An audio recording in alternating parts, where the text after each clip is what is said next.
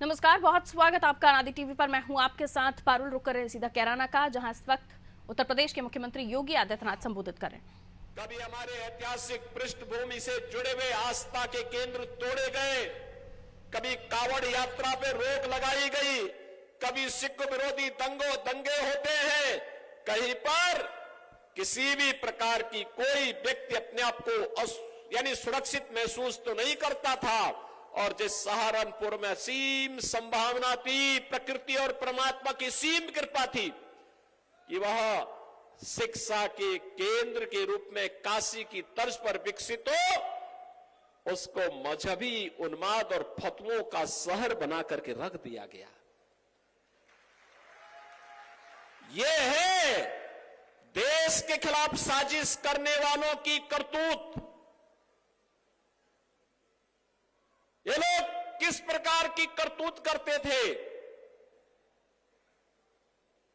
जिसमें संभावना थी अन्नदाता किसानों को के माध्यम से देश को दुनिया की एक ताकत बनाने की।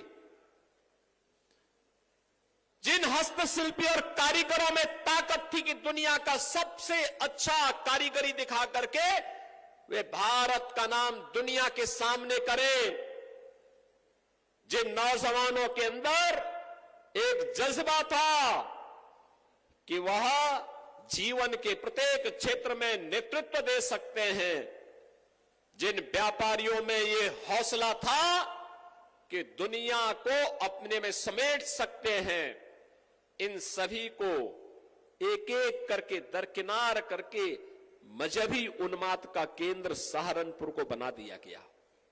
और बहनों और भाइयों, गंगो भी उससे वंचित नहीं था। मुझे याद है 2016 में जब सिख विरोधी दंगे हुए थे यहां पर, आपने देखा नहीं इससे पहले क्या होता था, किस प्रकार की अराजकता फैलती थी। जब कावड़ यात्रा में बैन लगता था तब तो कोई जातिवादी संगठन नहीं आता था,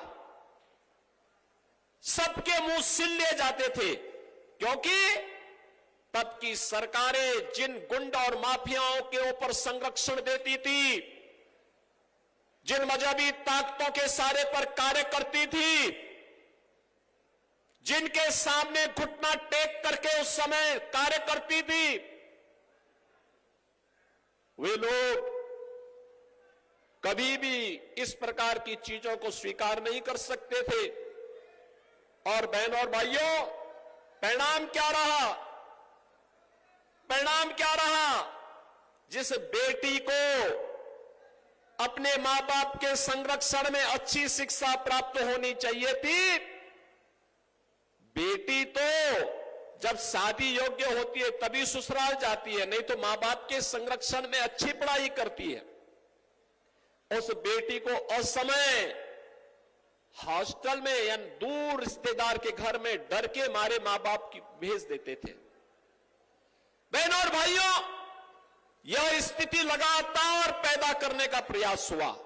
व्यापारी भी असुरक्षित था, व्यापार नहीं कर पाता था, प्लान कर